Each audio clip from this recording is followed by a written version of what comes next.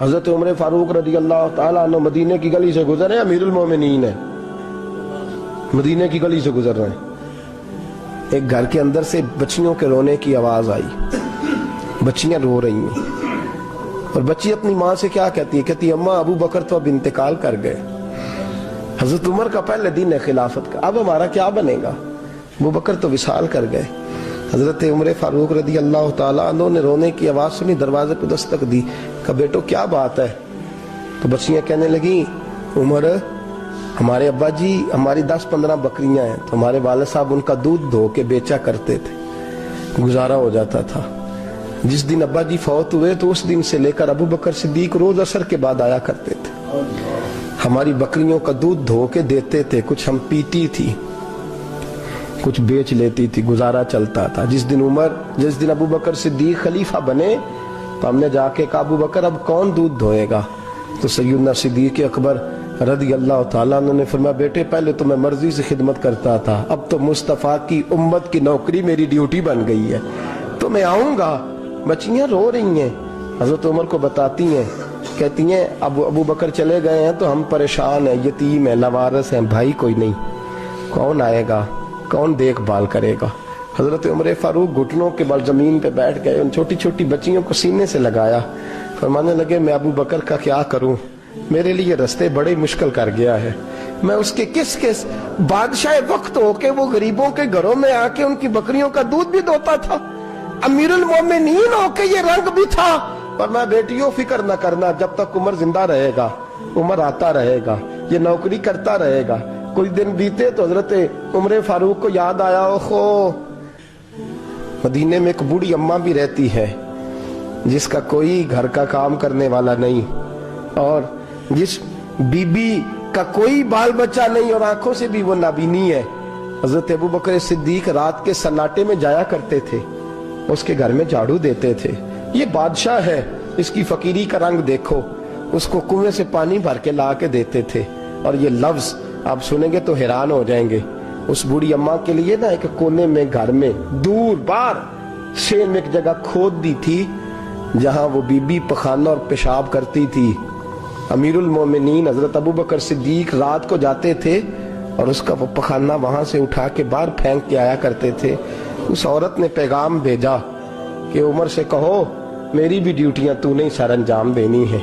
عمر فاروق ساری رات کام کرتے، سناٹا گہرا ہوتا تو جھاڑو دبایا ہے بغل میں، اور عمر فاروق نکلے ہوئے اس بی بی کے گھر میں جھاڑو دیا جا رہا ہے۔ حضرت انس بن مالک فرماتے ہیں میں نے آخری عمر میں بھی اس بوڑھے عمر کو دیکھا ہے، اس بڑھاپے میں بھی میں نے اس شخص کو دیکھا ہے کہ جب وجود کمزور ہو گیا، داڑھی سفید ہو گئی، لیکن پھر بھی اس کا انداز نہیں بدلا، اس نے ساری زندگی بادشاہی میں فقیری کر کے گزار دی، یہ پھر بھی کسی کے گھر میں جھاڑو دیتا ہے، کسی کی بکریوں کا دودھ دھوتا ہے، یہ کسی غریب میرے دوست یہ۔ اور جب سیدنا فاروق اعظم رضی اللہ تعالیٰ عنہ خطبہ دینے بیٹھتے تو کپڑے پھٹے ہیں، پیبند لگے ہیں، مزاج سادہ ہے، بڑا مال آیا ہے، بڑا مال، لیکن تقسیم کر دیا، اور یہی انداز آگے اپنے گورنروں کو دیا۔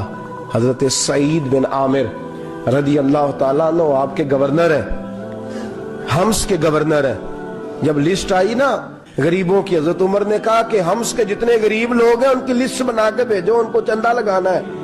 تو 17ویں 18ویں نمبر پر حضرت سعید بن عامر کا نام بھی آ گیا، گورنر صاحب کا۔ تو حضرت عمر نے سوچا شاید کوئی اور سعید بن عامر ہے، فرمانے لگے یہ کون ہے؟ جس کی ڈیوٹی لگائی تھی اس سے کہنے لگے یہ سعید کون ہے؟ تو کہا حضرت جی ہمارے صوبے کا گورنر۔ تو فرمایا اس کی لسٹ فقیروں میں؟ فرمانے لگے پتہ نہیں آپ نے کیا رنگ بھر کے بھیجا ہے، مہینہ مہینہ یہ شخص درختوں کے پتے کھا کے گزارا کر دیتا۔ کہ یہ میں فرشتوں کی کہانیاں نہیں سنا رہا آپ کو، میں آپ کو جنات کی یا عالم بالا کی باتیں نہیں، اس دھرتی پہ بسنے والے، اس دھرتی پہ وقت گزارنے والے میرے رسول پاک کے تیار کردہ ہیرو کی باتیں عرض کر رہا ہوں۔ حضرت عمر گئے ایک دفعہ، کہا مجھے بتاؤ تمہارا گورنر کیسا ہے؟ تو حمص کے لوگ کہنے لگے ہمیں اپنے گورنر سے 4 شکایتیں۔ کون کون سی؟ تو پہلی بات تو یہ ہے کہ گورنر صاحب کو چاہیے فجر کے وقت آئیں، یہ سورج نکل آتا ہے تو باہر آتے ہیں گھر سے، سورج نکل آتا ہے تو آپ کہہ کے تو دیکھیں کسی معمولی سرکاری ملازم سے بھی फिर आप देखिए आपका क्या बनता है। कहा ये सूरज निकलते वक्त आते हैं। दूसरी शिकायत यह है कि दिन को मिलते हैं, रात को नहीं मिलते। तीसरी शिकायत यह है कि महीने में एक दिन मिलते ही नहीं, गवर्नर साहब। चौथी शिकायत है कि रोते हैं, कभी कभी इतना रोते हैं कि बेहोश हो जाते हैं। हजरत फारूक आदम ने खड़ा कर लिया, फरमाया सही तेरी शिकायत आई हैं का हुजूर हुक्म। फरमाया सुना है, पहले तू फजर के वक्त आ जाता था लोगों के मसाइल सुनने, अब तू सूरज निकलते वक्त आता है। का हुजूर बीवी बीमार हो गई है और घर में नौकर तो है कोई नहीं, तो मैं सवेरे उठता हूं तो पहले नाश्ता बनाता हूं, बच्चों को खिलाता हूं। उस औरत ने 35 साल मेरे साथ वफा की है, अब चारपाई पे है तो मैं उसके मुंह में लुकमे डालता हूं। कहा उसे खाना खिला के जब वो दुआ देती है तो फिर निकलता हूं। तो कहा सुना है तो हफ्ते में एक दिन मिलता ही नहीं, महीने में। कहने लगे हजरत जी जब मदीने से आया था तो एक कुर्ता और एक तामद साथ लाया था, मुझे आज 2.5 साल हो गए हैं, मैं नया लिबास नहीं खरीद पाया। मैंने अर्ज की मैं इस धरती पे बसने वाले लोगों की दास्तान सुना रहा हूं। कहा मैं अपनी तामद धोकर खुश्क होने को डाल देता हूं, उसे आधा दिन लग जाता है, खुश्क होती है तो तामद पहन के कमीज धो लेता हूं और फिर कमीज डाल देता हूं। हजरत जी सारा दिन बीत जाता है तो बाहर नहीं आ पाता। हजरत उमर फारूक की गर्दन झुक गई। का सुना है तू रात को मिलता ही नहीं, ये लफ्ज कहे तो हजरत सईद बिन आमर कहने लगे ये मेरा राज था, आप मेरे अमीर ना होते तो कभी फाश ना करता। दिन मैंने बंदों के लिए रखा है, रात अपने रब के लिए रखी हुई है। मैं रात की तन्हाइयों में अपने करीम की बारगाह में जाता हूँ और मैं सारे दिन के गुनाहों की माफी मांगता हूँ। मैं अपनी गलतियों की तलाफी का सवाल करता हूँ, उसके हुजूर जाता हूँ, उसे दुखड़े सुनाता हूँ। रात मेरी उसके लिए बीत जाती है। हजरत उमर की और गर्दन झुक गई। फरमाया ये बता कि तू मिलता ही नहीं, कभी कभी तो रोता है और बेहोश हो जाता है। हजरत जी 40 साल की उम्र में कलमा पड़ा है, जब 40 साल के पिछले गुनाह याद आते हैं तो कब फिर मैं जब्त नहीं कर पाता।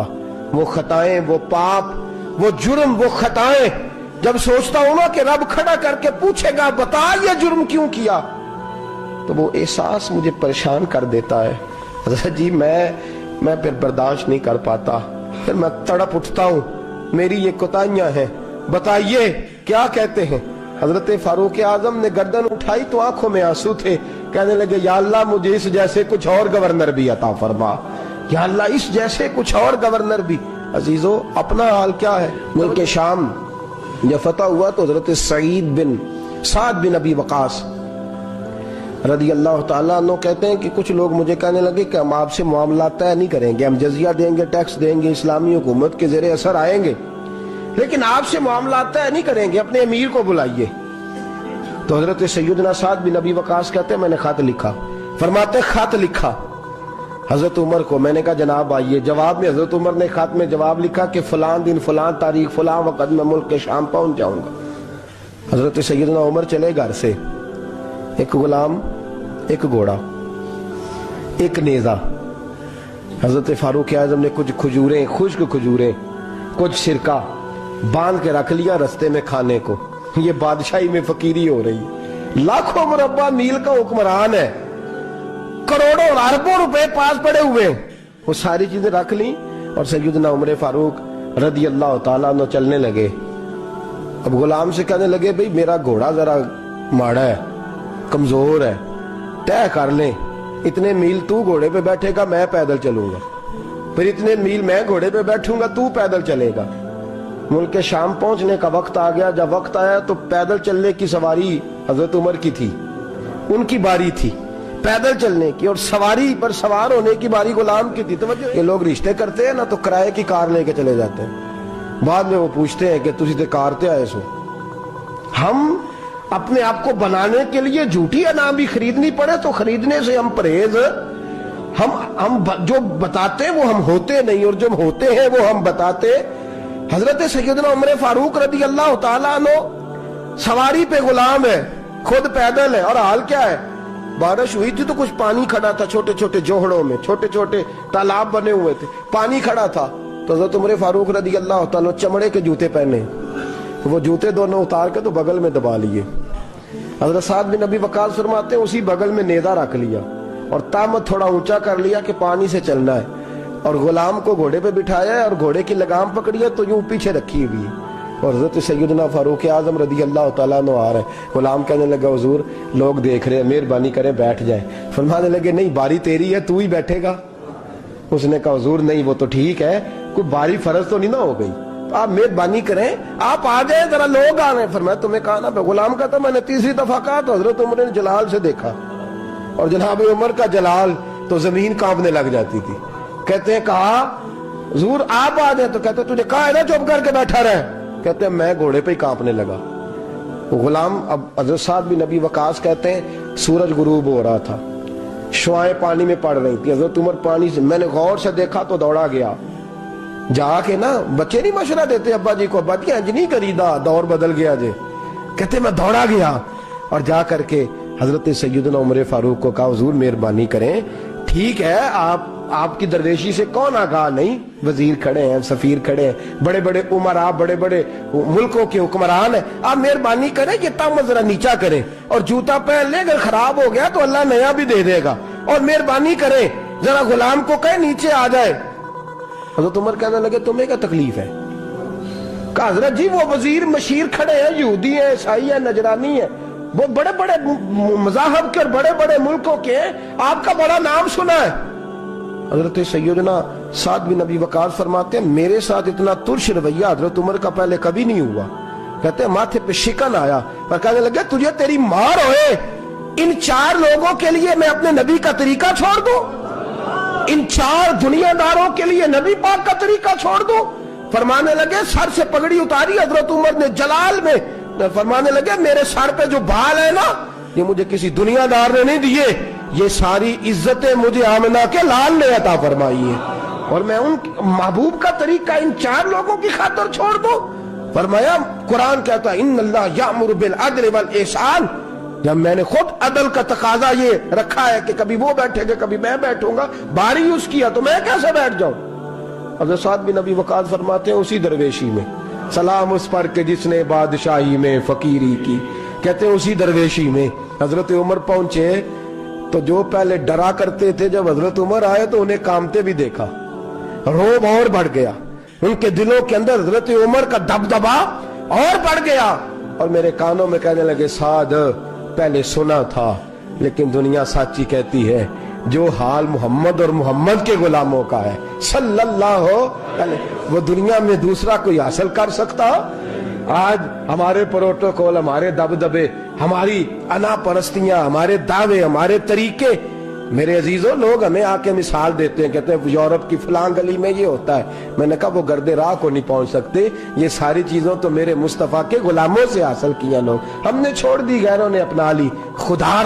خدارا اپنی زندگی میں تبدیلی لائیں، درویشی، سادگی، بے تکلفی، یہ زندگی حسین ہوتی ہے، یہ زندگی سکون والی ہوتی ہے، یہ زندگی اچھی ہوتی ہے، یہ فرحت اور تازگی والی ہوتی ہے۔ اپنے آپ کو ان تکلیفوں اور آلائشوں میں مبتلا نہ کریں، اگر اللہ مال دے، عزت دے، دولت دے، اللہ تعالیٰ نفاست عطا کرے تو پھر اپنے آپ کو سادہ کریں، آزاد کریں، کھلی ہوئی کتاب بنا کے اپنے آپ کو رکھیں۔ مجھے ایک بچہ کہنے لگا حضرت جی جب بھی آتے ہیں آپ کہیں بیٹھے مل جاتے ہیں، ہم کسی کو لا کے کہتے ہیں جناب حضرت جی بڑے مصروف ہیں اور آپ یہاں آگ تاپ رہے ہیں جلا کے، مہربانی فرمائیں۔ میں نے کہا یار 2-4 دن تو بن سور کے بیٹھنا بندے کے لیے آسان ہوتا ہے، سارا دن ملمہ سازی کر کے رکھنا اتنا آسان کام، تو ویسے بھی بندہ جو ہو وہ نظر آئے تو اس کے لیے زیادہ بہتر ہوتا ہے، جو ہو وہ دکھائی دے، وہ زندگی آسان ہو جاتی ہے، بہتر ہو جاتی ہے۔ اور ویسے بھی جو کھلی ہوئی کتاب ہوتی ہے اس میں لوگ مشکوک نہیں ہوتے، جو بندی ہوئی ہوتی ہے نا اس میں لوگوں کو خبر نہیں ہوتی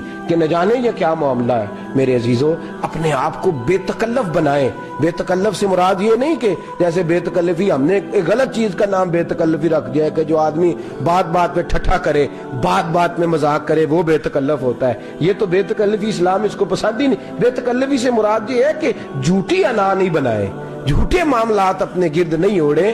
اپنی اگر اللہ آپ کو بہت زیادہ مال و دولت دیتا ہے تو جتنا وہ مولانا رومی کہتے ہیں جتنا ٹہنی پہ پھل زیادہ لگتا ہے نا اتنی وہ ٹہنی جھک جاتی ہے، جو اکڑی ہوتی ہے سمجھو وہ خالی ہوتی ہے۔ اگر آپ پھلدار ہیں تو پھر آپ کو جھکے، پھر آپ کو با اخلاق ہونا چاہیے، با مربت ہونا چاہیے، پیار والا ہونا چاہیے۔